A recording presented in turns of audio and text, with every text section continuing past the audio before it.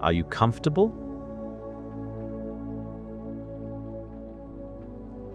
Good.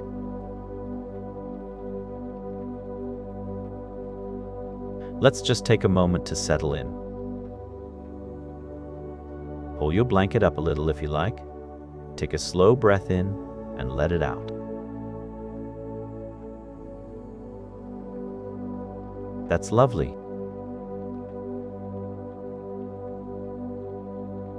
Tonight, we're going to wander into a very gentle, very golden kind of world.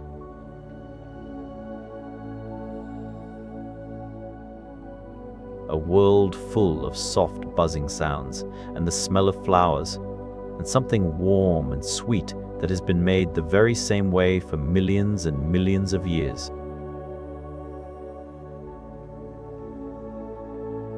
We're going to learn about bees. And honey. And how one of the most wonderful things in nature gets made, drop by tiny drop, by the tiniest, most hard-working little creatures you could ever imagine.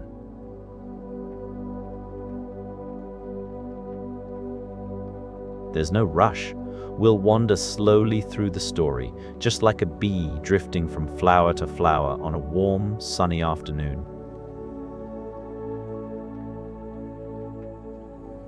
And by the time we reach the end, perhaps you'll be drifting too. Ready?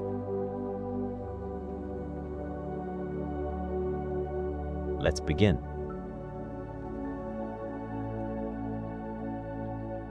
Somewhere. Maybe in a hollow old oak tree, or tucked inside a wooden box in a quiet garden,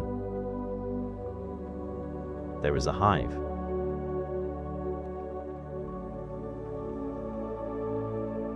A beehive.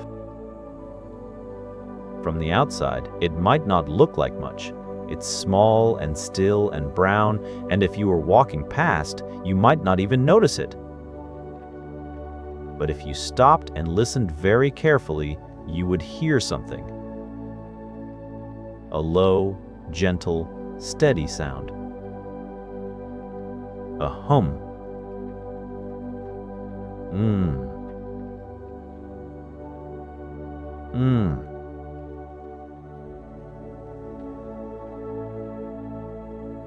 That hum is the sound of thousands of bees, all living and working together inside, not fighting, not rushing about in a panic, but working. Calmly, steadily, all day long, with a kind of quiet purpose that is really rather beautiful. Inside that hive, right now, in the warm golden dark, something extraordinary is happening.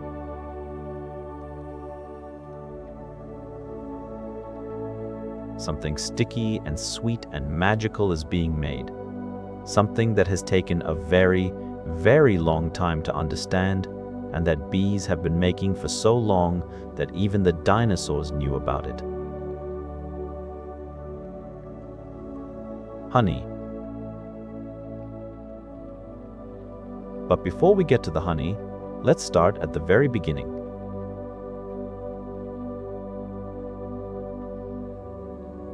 Let's talk about the bees themselves, because they are wonderful.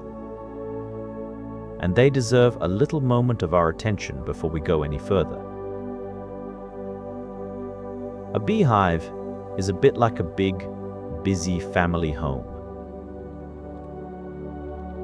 And like any family home, it has lots of different members who all have their own special jobs to do.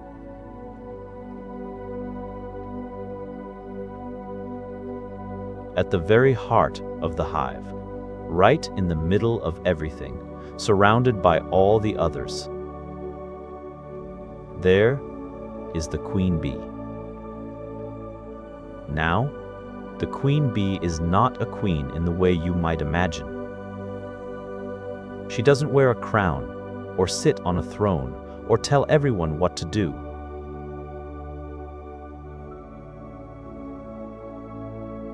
She is the queen because she is the mother of the whole hive.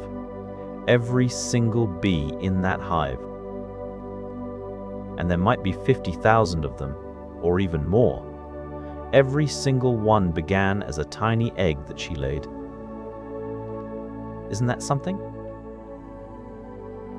50,000 bees, and they all have the same mother.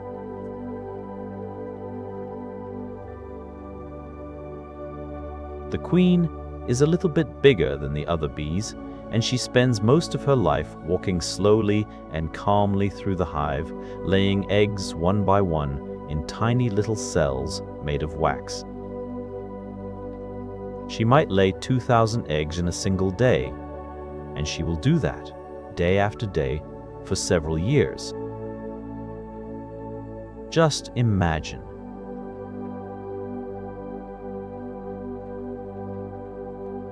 "2,000 eggs every day. It's rather dizzying, isn't it? But the queen doesn't seem to mind at all. She just walks slowly and lays her eggs, and the other bees look after her, bringing her food and keeping her warm. Then there are the worker bees.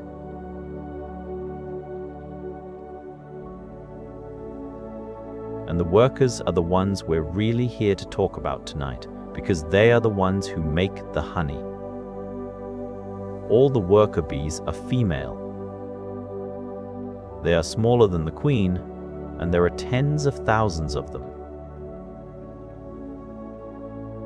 Each worker bee has a whole list of jobs to do during her short life.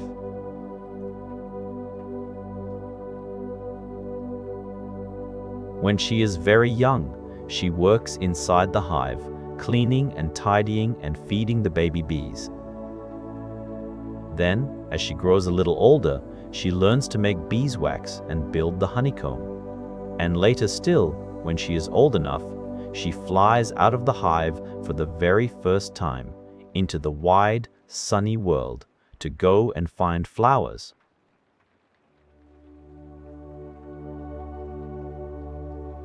And then there are the drone bees. The drones are the male bees, and they don't have a stinger, and they don't make honey, and they don't really do very much at all in the way of work. They are rather round and fuzzy and slow, and they spend a lot of their time just being bees, bumbling about.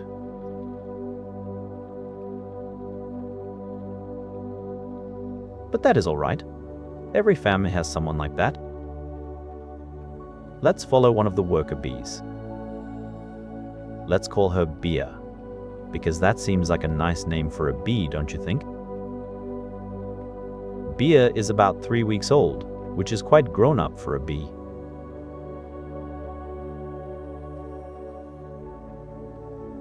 She has spent her whole life so far inside the hive, doing all the indoor jobs.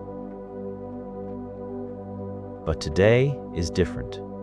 Today, Bea is going to fly for the very first time. She crawls toward the entrance of the hive, a small gap at the bottom, just big enough for one bee at a time to squeeze through.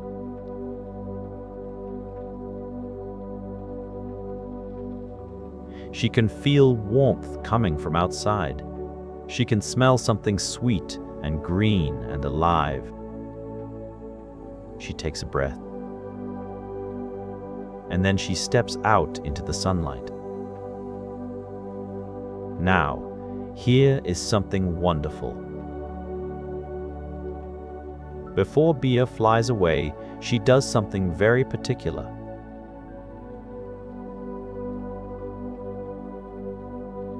She hovers just in front of the entrance to the hive, hovering and turning, very slowly, back and forth.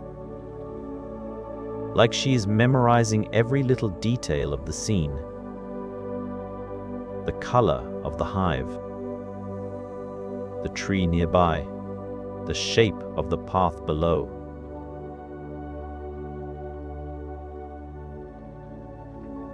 She is taking a photograph with her eyes, storing the whole picture away inside her tiny bee brain, so that she will always be able to find her way home. Bees can't get lost, you see. Or almost never. Because they are so very careful to remember where home is.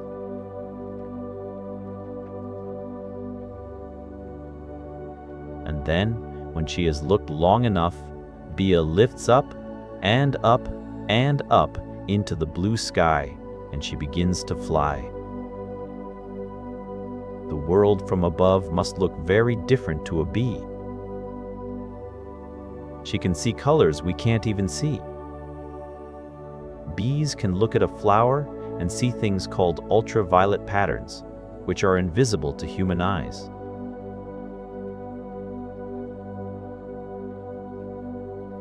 To a bee, a flower doesn't just look like a flower.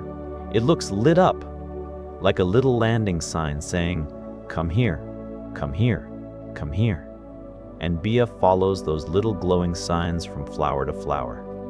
Now, what is Bea looking for? She is looking for two things.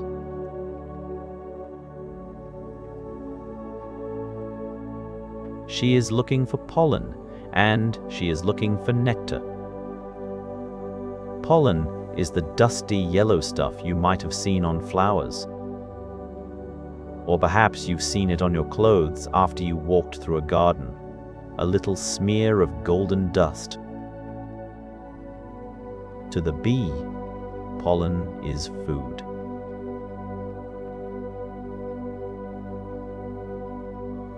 She eats it, and she also carries it back to the hive to feed to the baby bees.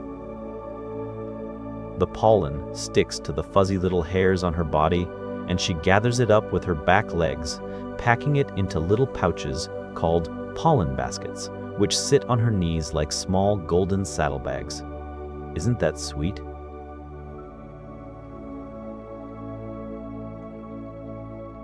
Little pollen saddlebags on her knees. But the other thing Bea is looking for is nectar. And nectar is where the story of honey really begins. Nectar is a sugary liquid that flowers make deep inside themselves. It's a little bit like a gift from the flower to the bee. "Come and take my nectar," says the flower, "and in return, please carry my pollen to the next flower so I can make seeds."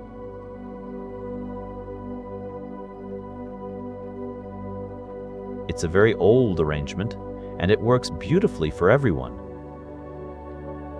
Bea finds a flower. Let's say it's a clover. Small, round, white, nodding gently in the breeze. She lands on it very carefully, and she unfurls her tongue.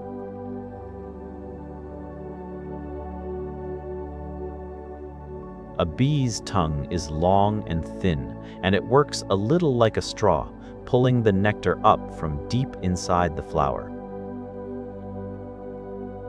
Bea drinks. The nectar goes into a special second stomach that bees have, which is not used for digesting food at all.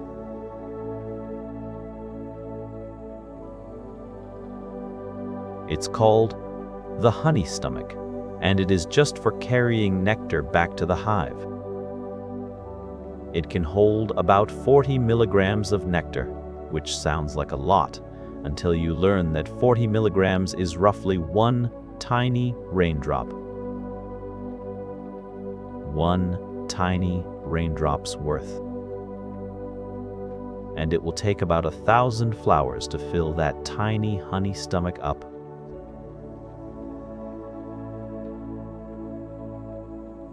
Can you imagine? 1,000 flowers. Bea will visit 1,000 flowers today, or close to it, just to fill up one small honey stomach. She will fly back to the hive and empty it, and then fly out and do it again.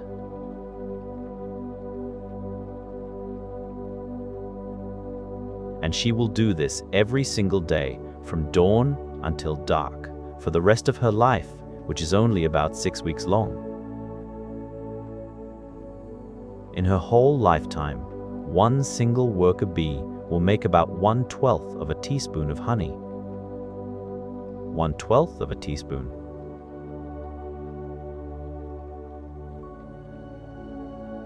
The next time you have honey on your toast, just think about that. Think about how many bees and how many flowers and how many days it took to fill up that little jar. But here is something even more wonderful. How does Bea know where to find the flowers?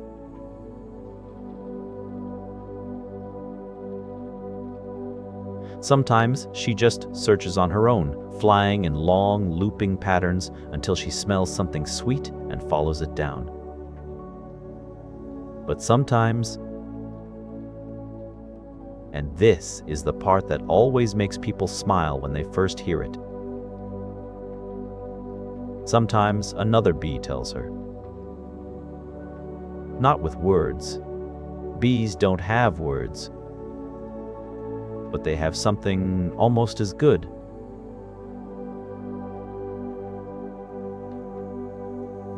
They have a dance.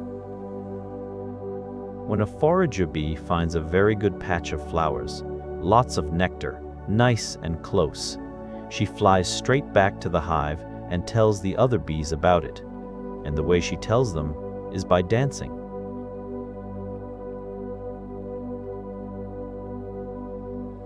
She runs in a little figure 8 on the surface of the honeycomb inside the hive, waggling her bottom back and forth as she goes.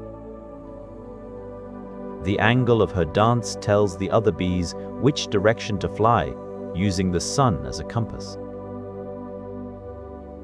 The length of her dance tells them how far away the flowers are.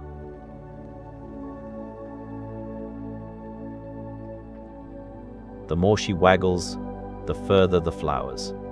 The other bees crowd around and watch. And then they fly off in exactly the right direction and find exactly the right flowers, sometimes miles away, all because of a dance. It's called the waggle dance. And it is one of the most astonishing things any small creature has ever figured out.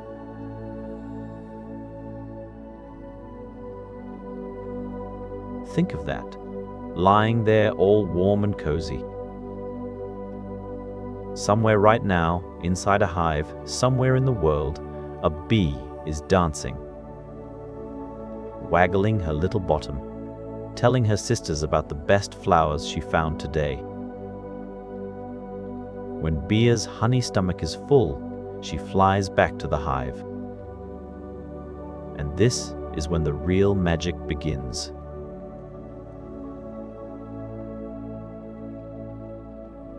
She lands at the entrance, squeezes inside, and immediately finds another bee. This other bee is a house bee, one of the younger workers who stays inside and does the indoor jobs.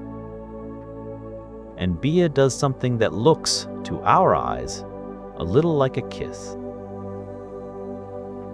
She passes the nectar from her honey stomach to the house bee's mouth.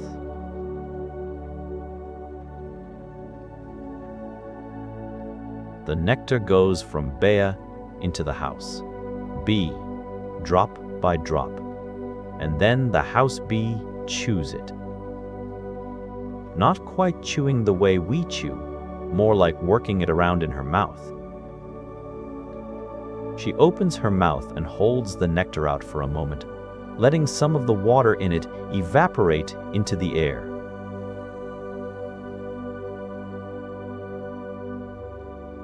Then she draws it back in and opens it again. and draws it back, over and over for about 20 minutes. While she does this, something very interesting is happening. The bee's mouth is adding special substances to the nectar. Substances called enzymes, which is just a long word for the bee's own special ingredient.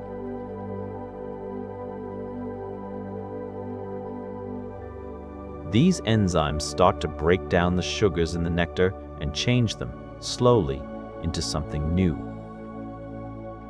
After all this careful working, the house bee puts the thickened nectar into one of the little wax cells in the honeycomb. And there it sits. But it isn't honey yet, not quite.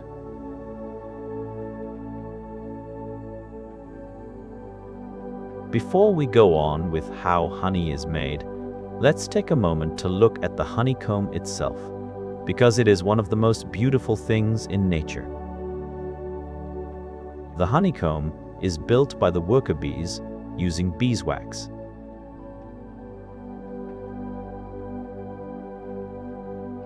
The bees make beeswax themselves. It comes out of little glands on their abdomens as tiny flakes, and they chew it and soften it and shape it with their legs and mouths until they can mold it like clay. And what they build from it is extraordinary.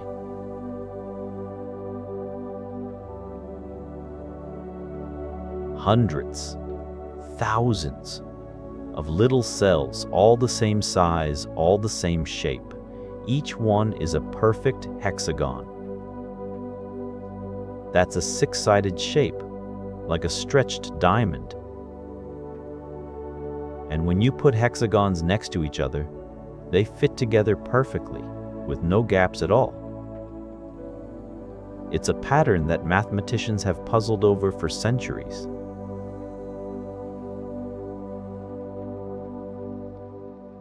A hexagon is the most efficient shape you can use to fill a flat surface with equal-sized cells. No wasted space, no wasted wax.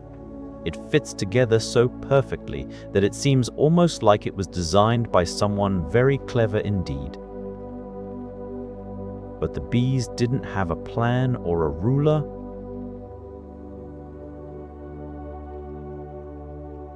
They just started building, each one adding their little pieces, and somehow,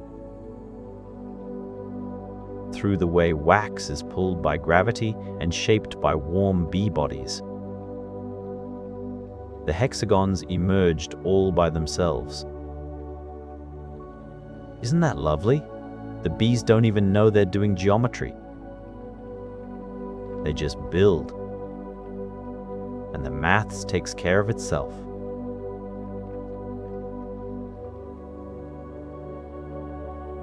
Each little cell in the honeycomb has a purpose. Some cells are for storing honey, some are for storing pollen, some are for holding eggs and young bees as they grow. The queen moves through the comb, laying her eggs in the empty cells, one by one, one by one. But tonight, we're interested in the honey cells.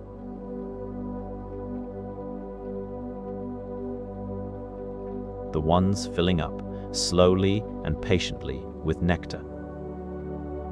So the nectar has been passed from bee to the house bee and put into a cell. But it still has too much water in it to become honey. If honey has too much water in it, it will go bad. A little like how a puddle of water gets green and moldy in time.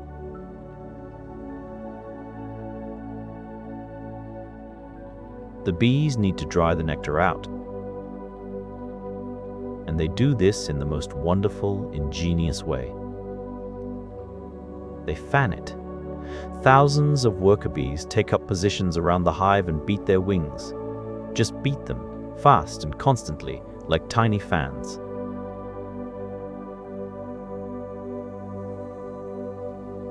The air moves through the hive in a steady current, flowing over the open cells, picking up the moisture from the nectar and carrying it out through the entrance. If you were standing outside a beehive on a warm day, you would feel that breath of air, warm, sweet-smelling, faintly damp, blowing gently from the entrance.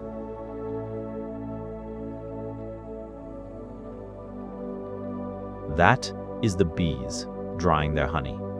They do this for days. Slowly, slowly, the water evaporates. The nectar thickens. It gets stickier. It gets sweeter. It gets that golden color that we all know so well. And when it is finally thick enough, when the bees have tested it and found it just right, they do the last thing.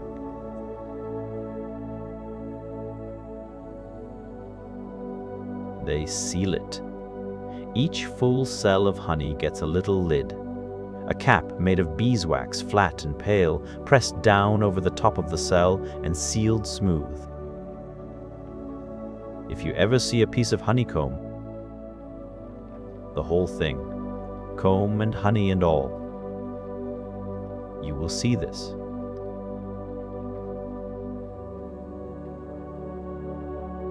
A flat sheet of pale wax over the surface, hiding the honey underneath. It looks like a little golden book bound in white, and underneath those wax caps, the honey can last for an extraordinarily long time. Archaeologists, the people who dig up very old things from the ground, have found sealed pots of honey in ancient Egyptian tombs, buried thousands and thousands of years ago.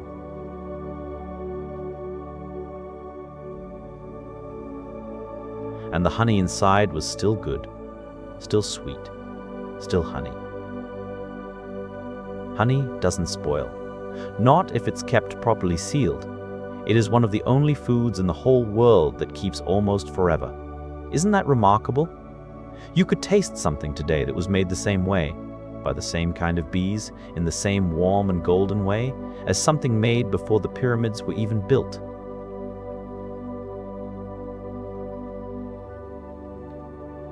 Let's go back to Bea for a moment.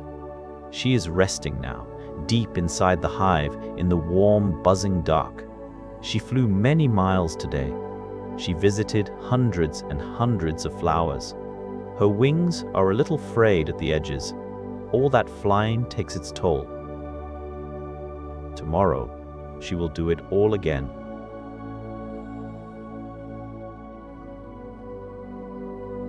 A forager bee's life is like this, a steady, unhurried rhythm of flying and finding and bringing home.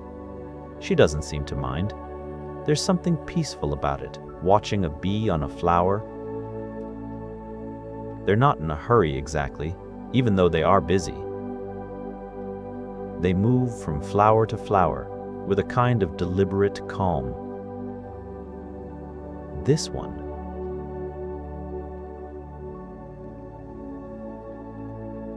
Now this one.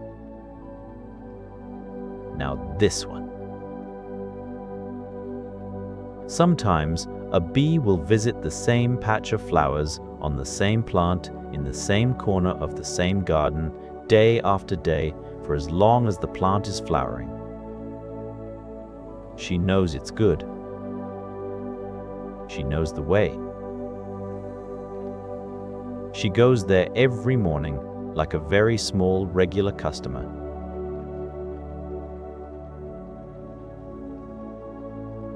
And all the while, back at the hive, the honey is building up, cell by cell, drop by drop, capped and sealed and stored away for the days when the flowers are gone. The cold winter days when there are no flowers and no nectar, and the bees need to live on what they have saved.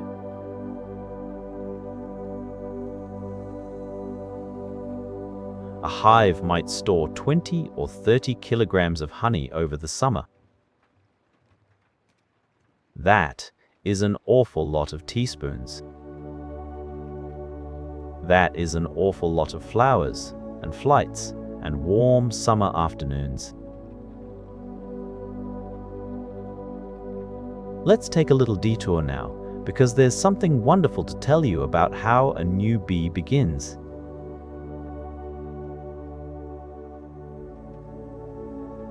It starts as an egg, tinier than a grain of sand, laid in a wax cell by the queen. After 3 days, the egg hatches into a larva, which is a tiny white grub, soft and plump and curled inside its cell. The worker bees feed the larva.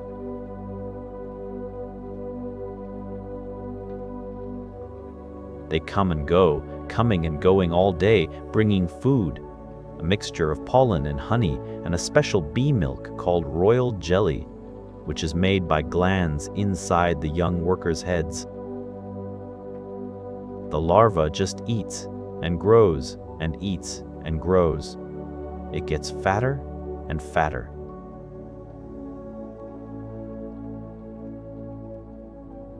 After about 6 days, it has grown so big that the workers seal the cell with a wax cap, and inside, in the warm darkness, the larva wraps itself up and begins to change. It is becoming a bee. This change takes about 12 days. And then, one morning, the sealed cell begins to move.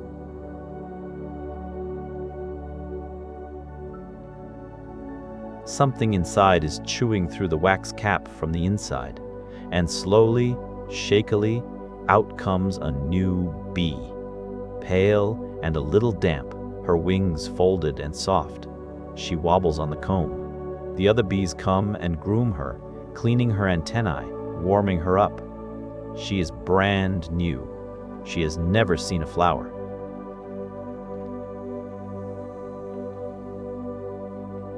She has never flown. She doesn't know yet what she will do, what adventures she will have, how many miles she will travel, how much nectar she will carry. But she is ready. In a few weeks, she will be outside in the sun, following those little glowing flower signs across the sky. You might be wondering about the color.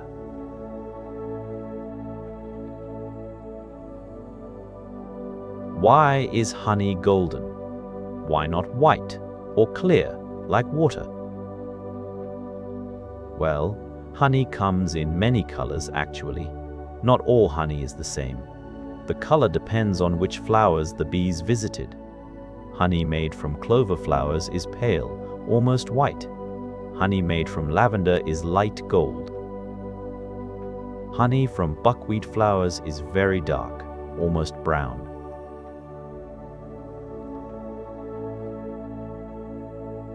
Some rare honeys are nearly black. Some are greenish. Some are almost amber, like old glass. The flavor is different too. Each flower gives the nectar its own particular taste. Floral or earthy or sharp or mild or sweet or slightly tangy. Manuka honey comes from the manuka tree, which grows in New Zealand.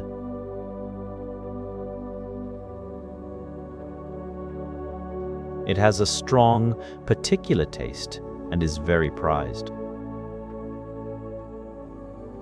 Heather honey from Scotland and Ireland is thick and jelly-like and smells of the moors.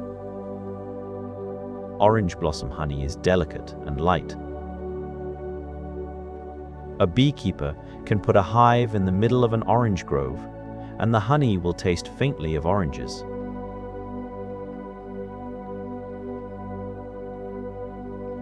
Move the hive to a lavender field, and the honey tastes of lavender. The bees are, in a way, making a little portrait of their landscape. Every jar of honey is a kind of record. These are the flowers that were blooming here, this summer, in this place. Isn't that a lovely thought?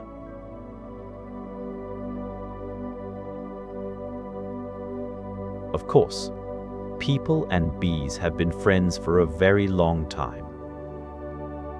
For thousands of years, people have kept bees, building homes for them, looking after them, and carefully taking some of the honey each year. Not all of it. A good beekeeper is careful to leave enough for the bees to eat through the winter.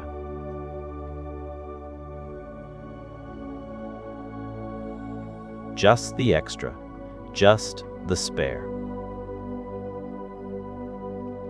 Beekeepers wear special suits when they work with their hives, long gloves and a hat with a veil that covers the face so the bees can't sting.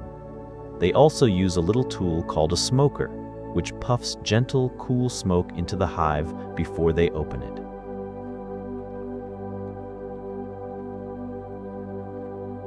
The smoke works because bees, deep in their instincts, remember a time when forest fires threatened their trees.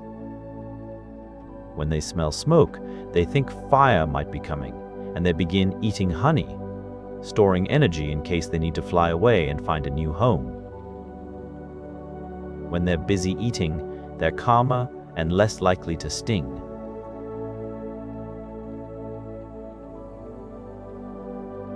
So a gentle puff of smoke, and the bees get a little drowsy and calm, busy eating their honey, and the beekeeper can lift the frames gently out and see how everything is going inside.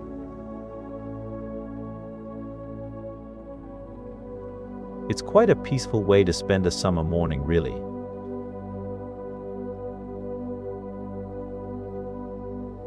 Standing in a garden in the sunshine with the soft hum all around you, smelling the warm sweetness of the hive. Many beekeepers will tell you it is one of the most calming things they know.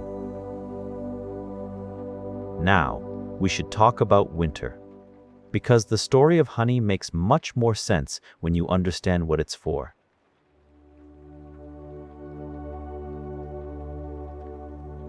When autumn comes, the flowers begin to fade. The nights get longer. The mornings get cold. The bees can feel it. Feel the change in the air, the shortening of the days. And slowly, the hive begins to prepare. The forager bees fly less and less. The queen slows her egg laying.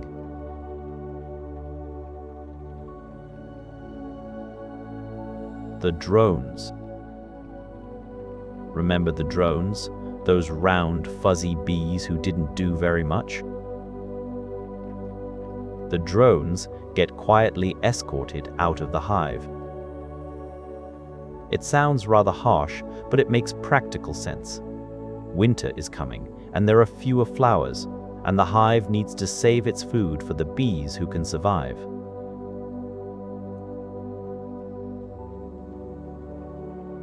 The drones can't sting, can't forage, can't help, so out they go. And then, as the cold settles in properly, the bees gather together in the middle of the hive in a great ball, a cluster, and they begin to shiver. Not because they are frightened, they are shivering on purpose.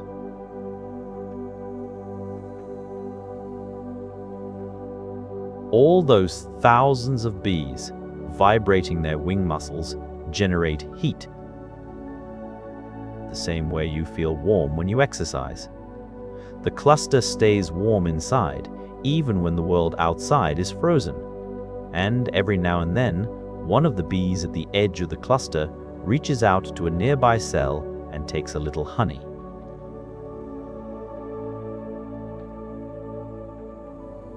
She eats it and passes some to her neighbor, and they eat a little, and it keeps them going. The honey is their food and their fuel and their fire all at once. This is what the honey is for.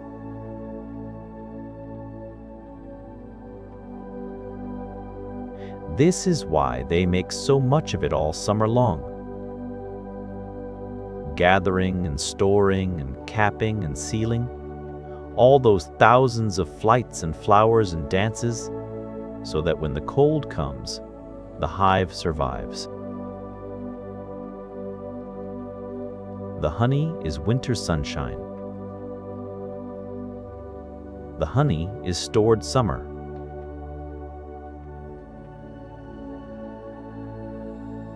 The honey is a whole season's warmth, packed into tiny golden cells, ready for the long, cold dark. Let's rest here for a moment in the story, in this warm imagining of a hive in winter. All those bees clustered together in their cozy ball, warm and sleepy and safe.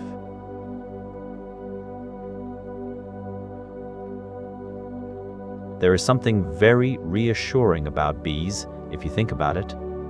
They've been doing this for millions of years, long before humans were here, long before anything we've built existed.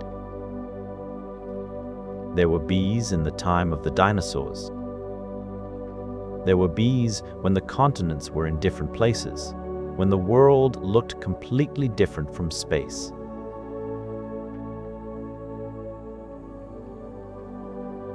And they've always worked this same way. A queen, workers, foragers, flowers, nectar, dancing, wax, honey. The details are always the same. The hexagons are always perfect. The honey is always golden. The hum is always there if you stop and listen.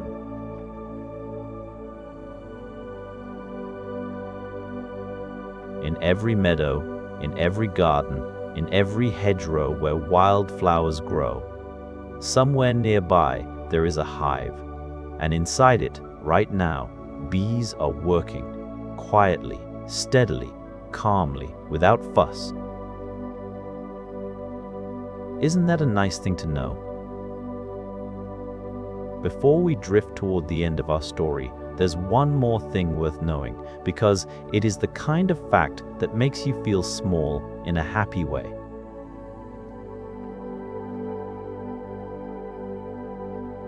It is thought that bees can recognize individual human faces, not with their eyes exactly the way we do. A bee's eye is made of thousands of tiny lenses, so everything looks a bit like a mosaic, all broken up into dots of color.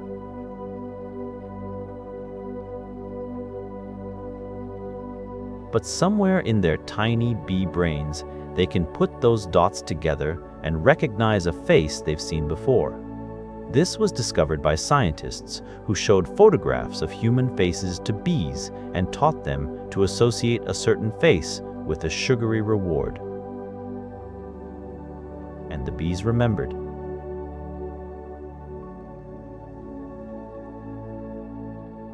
They could pick out the right face again and again, even when shown new photos they'd never seen. So perhaps if Bea has been spending her mornings in your garden, she knows you a little. She sees you standing there among the flowers, looking at her with your big, blurry face, and somewhere in her small, busy, extraordinary mind, she thinks, yes.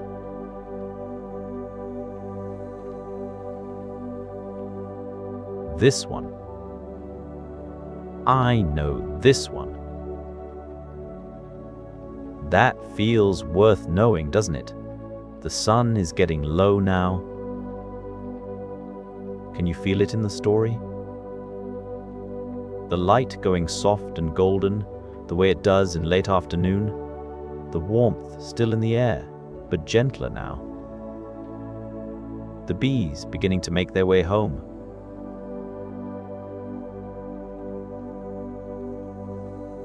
One by one, then in twos and threes, the foragers come back to the hive. Some of them are heavy with pollen, their little saddlebags full, their legs barely able to carry the weight. Others are slow, with a full honey stomach, careful and deliberate in their flight.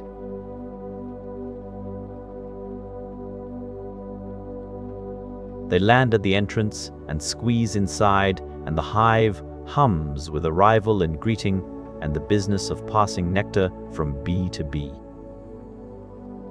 Outside, the garden goes quiet. A last bee circles the lavender once, twice, then heads for home. The flowers nod gently in the evening breeze. The light turns amber, then orange, then soft rose.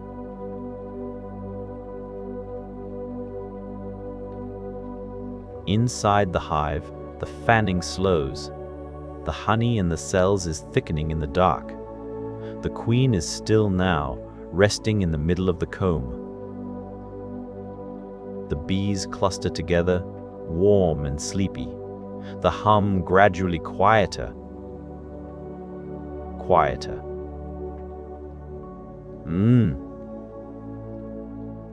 A little lower now.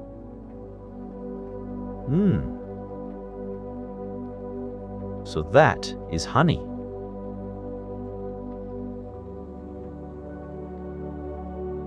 Nectar from 1,000 flowers, collected one tiny droplet at a time, passed from bee to bee, mixed with something special that only bees can make, fanned dry in the warm dark, sealed with wax, and stored away for winter.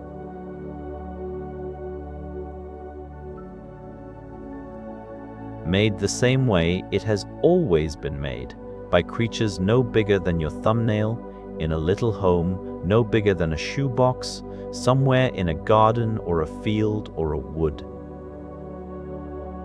When you eat honey, you are tasting all of that. You are tasting the summer.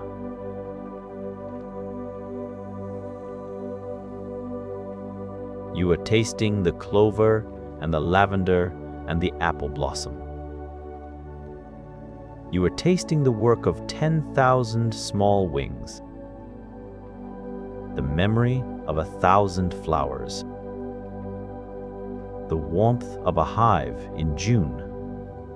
You are tasting something that was made before you were born, by creatures who will keep making it long after you have grown old.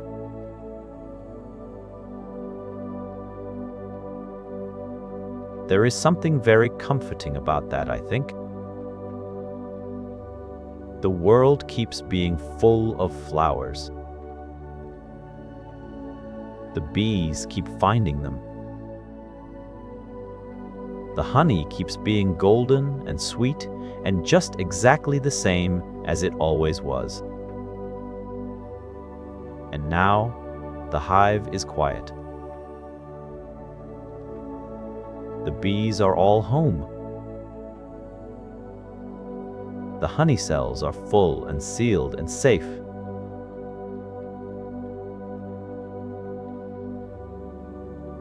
And somewhere out there, in a garden going slowly dark, a last forager bee has tucked herself into her small, warm space among her sisters.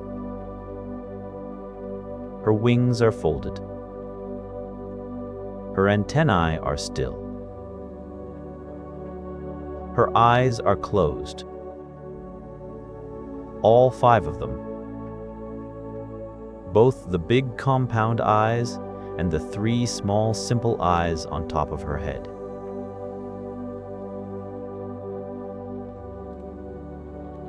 She flew very far today. She found very good flowers.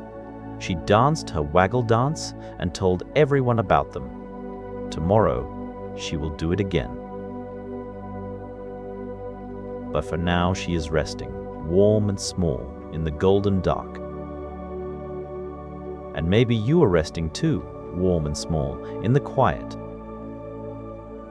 Maybe your eyes are getting heavy.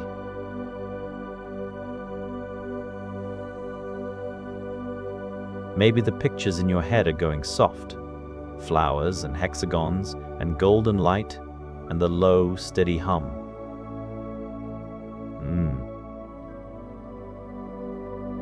sleep well. The bees are safe in their hive. The honey is tucked away. Everything is exactly as it should be.